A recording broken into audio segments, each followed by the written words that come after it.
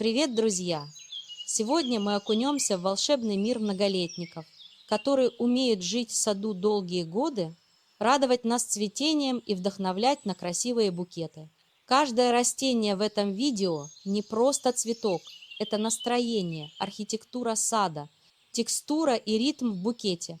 Мы покажем вам, как фигелиус, фломис, пинстимон и другие многолетники могут оживить ваши клумбы и сделать композиции в вазе по-настоящему живыми. Приготовьтесь вдохновляться, отмечать любимые растения и открывать для себя новых героев сада. Первый наш герой – фигелиус, также известный как капская фуксия. Это эффектный полукустарник, который отлично подходит как для украшения сада, так и для срезки в букеты, благодаря своим длинным трубчатым цветкам и продолжительному цветению. Хотя в наших садах его чаще выращивают как летник, при его цветении невозможно пройти мимо. Пышные куртины увенчаны воздушными соцветиями, которые словно капли меда или изящные ожерелья парят над зеленью. Он напоминает пенстимон, но выглядит гораздо более нарядно и романтично. Фигелиус – один из самых высоких летников. Его цветочные куртины достигают 120 сантиметров. Цветки вытянутые, тонкие, длиной до 5 сантиметров, слегка свисают с цветоносов, словно застылая роса. Благодаря этому растение получило прозвище «кукушкины слезки». Розовые, кремовые, лососевые и кирпичные оттенки кажутся приглушенными. Но именно это делает растение естественным и невероятно фотогеничным. В букете фигелиус создает воздушные линии, добавляет вертикальность и легкую нежность, особенно в сочетании с луговыми травами или шалфеем. Если вы хотите вырастить его, помните, фигелиус любит тепло, солнечные участки и защищенное от ветра место. В холодных регионах его можно сохранить, выкопав кусты на зиму и перенеся их в горшки в непромерзающее помещение. Обратите внимание на сорта, например, высокорослый африканская королева с яркими лососево-оранжевыми цветами или компактные серии Candy Drops для горшечного выращивания. Следующий герой – фломис или зопник. Это архитектурная сила сада и благородство в букете. В нем нет суеты и показной яркости, зато есть уверенность, спокойствие и почти скульптурная красота. В саду фломис выглядит как продуманная архитектура. Мощные стебли, крупные бархатистые листья и ярусные соцветия, словно нанизанные на вертикаль. Его цветки собраны в мотовке плотные кольца, расположенные ярусами, между которыми есть воздух и пространство. Цветение начинается в конце весны, чаще всего мягкими оттенками, сливочно-желтыми, кремовыми или бледно-розовыми. Они не кричат, а звучат спокойно, как приглушенный аккорд. Даже после цветения фломис не теряет декоративности. Сухие соцветия остаются на стеблях и выглядят эффектно до самой зимы, ловя иней и снег. Фломис – это растение солнца и простора, которое предпочитает легкие почвы и умеренный полив. Это один из тех многолетников, который лучше не долить, чем перелить. Он незаменим там, где саду нужна структура, и прекрасно сочетается с шалфеями и декоративными травами, словно собирая композицию. Во флористике его прочные стебли используют как каркас букета, а в сухом виде он выглядит графично и очень современно. Третий герой – пенстемон. Это утонченная вертикаль и живое дыхание сада. В нем есть легкость и благородство. Он не давит формой, но стоит ему зацвести, и пространство вокруг словно становится глубже. Его стройные побеги и трубчатые цветки создают ощущение движения, будто сад дышит вместе с ним. Цветение пенстимона – это не вспышка, а плавный разговор. Цветки раскрываются постепенно, поднимаясь по стеблю вверх.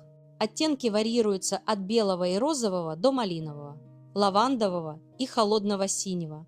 Он цветет долго с начала лета и до осени, особенно если вовремя удалять отцветшие соцветия. В саду пенстимон идеально вписывается в природные цветники и стиль дачный сад, не требуя жесткой формы. Пенстемон любит солнечные места и хорошо дренированную почву. Он не переносит застоя влаги, зато прекрасно чувствует себя на легких грунтах. Это растение для тех, кто ищет идеальный баланс между дикостью и садовой ухоженностью. Он одинаково хорош и в клумбе, и в букете, добавляя пространству дыхания, движения и тихую красоту. Четвертый наш герой Пимпинелла или бедренец – это настоящее растение пауза. Оно не стремится быть главным солистом, но без него любая композиция теряет глубину. Представьте его тонкие стебли и ажурные зонтики. Они создают ощущение света и воздуха. Словно между растениями появляется пространство для глубокого вдоха. В саду Пимпинелла выглядит как дикая гостья, которая случайно, но идеально вписалась в культурный цветник. А в букете она работает как тонкое кружево, связывает элементы, смягчает формы и делает композицию по-настоящему живой и естественной. Цветет она скромно, но изысканно. Мелкие белые, кремовые или нежно-розовые цветки собраны в легкие зонтики, которые буквально парят над листвой. Даже после отцветания растение остается красивым благодаря семенным коробочкам, которые великолепно смотрятся и в осеннем саду, и в сухих зимних букетах. Это идеальный выбор, если вам хочется создать ощущение природного луга или сада без правил. Пятый участник нашей коллекции – Полимониум или синюха. Это прохладная нежность и настоящая северная тишина. Растение несет в себе удивительное ощущение утреннего света и спокойствия.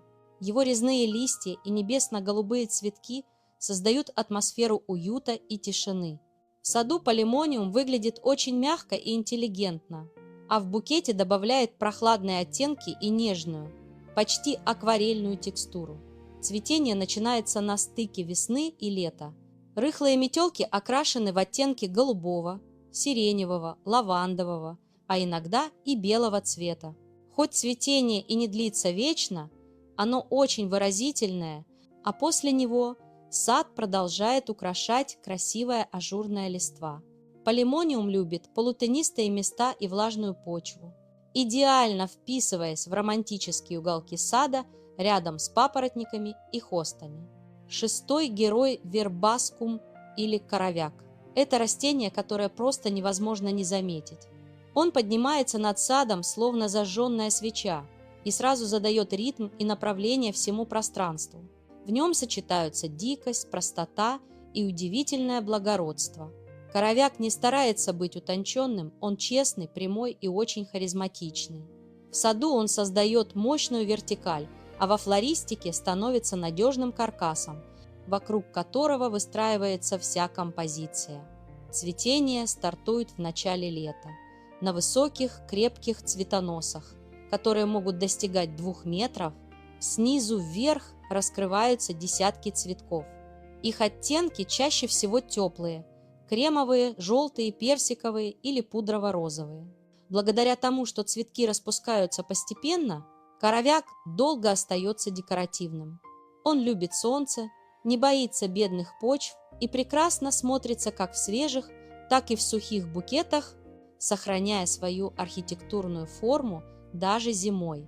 Седьмой герой нашего списка – цимицифуга или клопагон. Это растение с особым настроением. В ней нет спешки и яркости, зато есть глубина, тень и почти мистическое очарование. Ее высокие изящные соцветия, похожие на дымку или серебристые свечи, появляются именно тогда, когда сад начинает замедляться, в конце лета и осенью. В букете цимицифуга звучит как шепот, тонко, благородно и очень атмосферно. Цветет она поздно, с августа по сентябрь, раскрывая мелкие цветки в длинных рыхлых кистях белого или кремового цвета, которые словно колышутся при малейшем движении воздуха. Даже без цветов она остается декоративной благодаря крупной резной листве, часто имеющей темный, почти шоколадный оттенок. Это высокий многолетник, достигающий 2 метров, который идеально подходит для тенистых лесных уголков, создавая фон для хост и папоротников. 8 номер – многолетний шалфей или сальвия. Это растение, которое держит ритм сада. Вертикальные свечи его соцветий словно задают музыкальный такт. Они повторяются, перекликаются и создают глубину композиции. В саду шалфей выглядит одновременно современно и природно, а его строгая форма смягчается живым цветением. Цветение начинается на рубеже весны и лета. Плотные колосовидные соцветия синие, лавандовые, розовые или белые хорошо читаются даже издалека. При правильной обрезке после первой волны шалфей легко зацветает повторно, радуя вас все лето. Во флористике он служит идеальным структурным элементом, задает вертикаль, связывает композицию и долго держит форму в вазе. Он любит солнце и легкие почвы, прекрасно сочетаясь с розами и злаками. 9-й участник – синеголовник или эрингиум. Это растение-контраст. Его металлический блеск и колючая фактура сразу выделяются среди мягких форм сада. Он словно пришел с морского побережья или из степи, принося с собой ощущение свободы и ветра. В букете синеголовник – настоящий герой, который задает характер и делает композицию смелой и современной.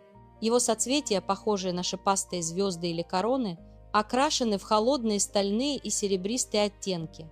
Это одно из лучших растений для зимних композиций, так как оно великолепно высыхает, практически не теряя формы и цвета. Синеголовник любит солнце и сухие места, идеально дополняя природные и современные сады.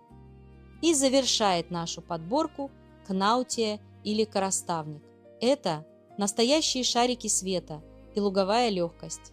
Это маленькое чудо, чьи округлые соцветия, словно воздушные шарики, парят над тонкими стеблями. Кнаутия не доминирует, а мягко объединяет соседние растения, создавая гармонию. Ее цветки похожи на миниатюрные пуговки или мармеладные шарики розово-лиловых и пурпурных оттенков. Она цветет все лето, с июня по сентябрь, добавляя букетам романтичность и очарование дикого сада. Это растение придает композициям почти детскую игривость и легкость. Вот мы и познакомились с удивительными многолетниками, которые могут стать настоящими героями вашего сада и букета. Если вам понравилось это видео, не забудьте поставить лайк и подписаться на канал, чтобы не пропустить следующие выпуски о наших флористических находках. Напишите в комментариях, какое растение сегодня покорило ваше сердце и с кем вы хотели бы его посадить. До встречи в следующем видео, где мы продолжим открывать волшебный мир многолетников.